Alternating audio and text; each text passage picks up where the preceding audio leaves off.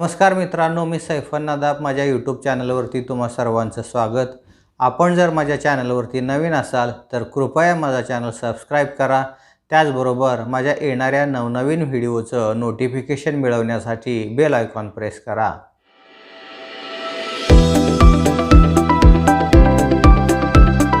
पण इयत्ता 9वीचा 2.5 Apple part 2 या लेसनवरती हा दुसरा आणि शेवटचा व्हिडिओ या ठिकाणी करत आहोत.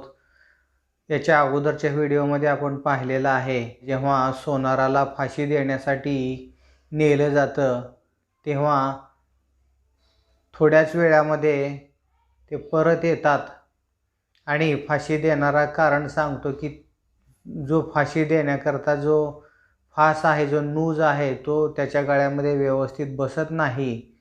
तेव्हा राजा असा आदेश देतो की या ठिकाणी असलेल्या उपस्थितांच्या ज्याच्या गळ्यामध्ये व्यवस्थित बसेल त्याला फाशी देऊन टाका. आणि मग पहारेकरी आणि तो फाशी देणारा हँगमन त्या ठिकाणी असणाऱ्या लोकांच्या गळ्यामध्ये तो फास अडकावून पाहतात, कोणाच्या मानेभोवती हा फास व्यवस्थित बसतो. आणि शेवटी तो फास डिसायपल म्हणजे शिष्य, त्या शिष्याच्या गळ्यामध्ये बरोबर बसतो आणि शिष्याला फासावरती लटकावण्यासाठी पहारेकरी घेऊन जातात. इथपर्यंत आपण पाठीमागच्या व्हिडिओमध्ये पाहिलेला आहे आणि इथून पुढचा भाग आपण या ठिकाणी पाहणार आहोत. किंग सेड, आणि राजा काय म्हणतो पहा. The king said, justice delayed is justice denied. न्यायाला विलंब होणं म्हणजे न्याय नाकारल्यासारखंच आहे. Andher Nagri pride itself on prompt action.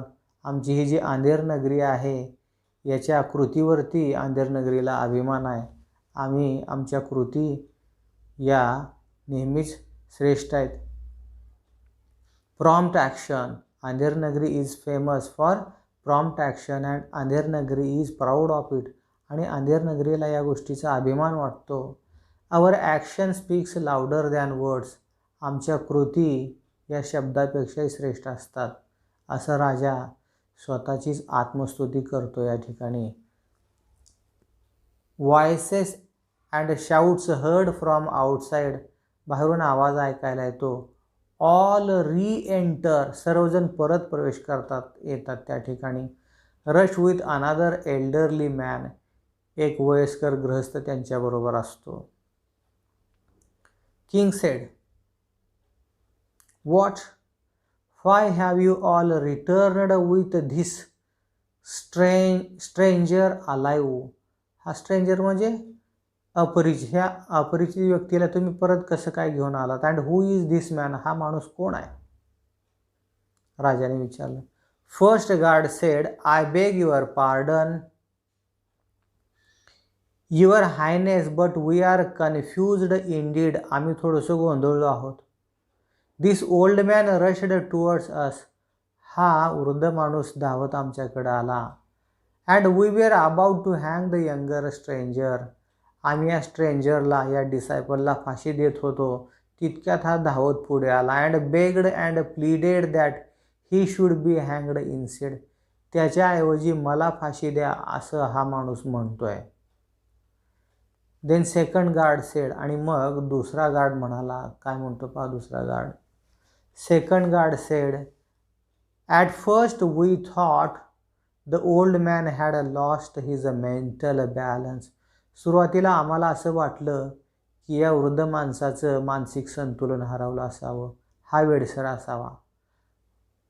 What sane man would wish to suffer such a ड्रॅस्टिक death willingly. परंतु एखादा शहाणा माणूस अशा प्रकारची शिक्षा स्वेच्छेनं कशी काय घेईल बरं.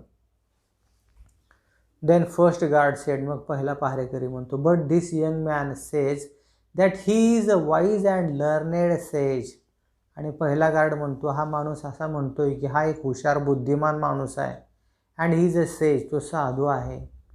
From the forest yonder and he himself was this man's disciple. आणि हा माणूस त्याचा शिष्य आहे असं तो सांगतो. Sage said O noble king, आणि मग तो जो आलेला साधू आहे तो म्हणतो, O O noble king, you are most generous, आपण खूप सौजन्यशील आहात, आपण खूप उदार मनाचे आहात. बी काइंड, आणि दया करा. अलाव मी टू बी हँगड in place of my disciple, या माझ्या शिष्याच्या ऐवजी तुम्ही मला शिक्षा द्या, फाशीची शिक्षा द्या. आय बेग ऑफ यू, तशी मी तुमच्याकडं क्षमायाचना करतो. माझ्या शिष्याच्या ऐवजी आपण मलाच फाशी द्यावं. King said, what a strange appeal, आणि ही एक विचित्र विनंती आहे असं त्याला वाटतं. And why does such a wise and holy man wish to obstruct the course of justice, आणि असा हुशार माणूस, बुद्धिमान माणूस आणि न्यायदानाच्या कामामध्ये एक अडथळा का आणतोय. मे आय आस्क, मी याचं कारण जाणू शकतो का. सेज सेड, आणि मग तो साधू म्हणतो, शोईंग रिलेक्टन्स टू आउट, आणि तो नाखुशीनंच त्याच्याकडे जे एक सिक्रेट आहे तो व्यक्त करणार नाही असं सांगतो. Your majesty, the truth is, no no I cannot set, वास्तव हे असं आहे की नो नो मी नाही सांगणार असं तो म्हणतो. King said, I demand an explanation or I shall not have you हँगड in place of your disciple, मला त्याचं स्पष्टीकरण हवं आहे, तुला काय सांगायचं आहे ते तुला सांगावं लागेल. I shall not have you हँगड in place of your disciple, नाहीतर त्याच्याऐवजी तुला फाशी दिली जाणार नाही. Said, you see it has been predicted by great prophets, आणि एका ज्योतिषकाराने किंवा भविष्यवेत्त्याने असं सांगितलेलं आहे. नो नो, पण नाही, मला ही सांगायची नाही गोष्ट. आय शुडंट से धिस, मला ही गोष्ट तुम्हाला सांगायची नव्हती. किंग अनॉइड, राजा चिडल्यासारखं करतो, त्रस्त होतो आणि म्हणतो, speak out at once or your disciple will be हँगड, तुला जे काय सांगायचं आहे ते पटकन सांग, अन्यथा तुझ्या शिष्याला फासावरती लटकवण्यात येईल. सेज सेड, आणि मग तो सेज साधू म्हणतो, sage said, the great prophets have foretold that one who will be hanged on this day in this kingdom shall become next king and conquer many more nations.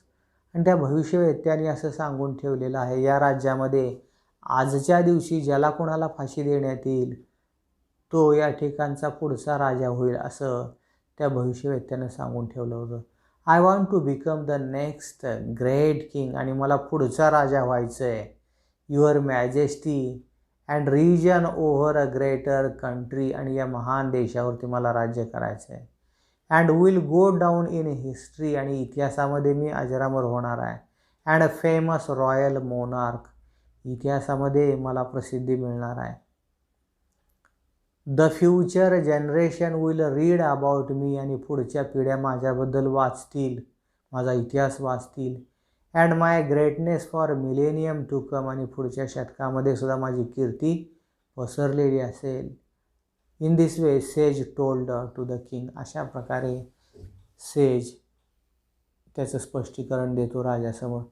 I shall never earn that fame if I remain a recluse a sage, आणि मला ही प्रसिद्धी मिळणार नाही, मी जर असाच साधू बनून राहिलो तर मला ही पुढची प्रसिद्धी, राज्य मला मिळणार नाही. So do grant me this favour, तर तुम्ही माझ्यावरती एवढी कृपा करा. O king, let me die at the gallows today, आज मला फाशी द्या, म्हणजे मला पुढचा राजा होण्याची माझी मनोकामना पूर्ण होईल. King sed, the next king, पुढचा राजा का. And this kingdom will expand, आणि हे राज्य, याचा विस्तार होईल, हे राज्य मोठं होईल. Glory for millenniums to come, आणि येणाऱ्या शतकामध्ये प्रसिद्धी. Why no one but I should be entitled this privilege, परंतु ही संधी तर मला मिळाली पाहिजे, मी राजा आहे. गार्ड्स, आणि मग राजा म्हणतो, guards take me to the gallows and hang me at once. आणि तो म्हणतो मला घेऊन चला आणि मला त्या वधस्तंभाजवळ नेऊन मला फाशी द्या. विदाऊट एनी डिले, कसलाही विलंब न करता. Hurry up, don't waste time, वेळ अजिबात वाया घालवू नका. What a wonderful fate in my next life, माझं पुढचं लाईफ, पुढचं जीवन किती चांगलं असणार आहे, सुंदर असणार आहे. अ किंग वन्स अगेन, पुन्हा एकदा मी राजा होईन. Goodbye world, see you again, all exist.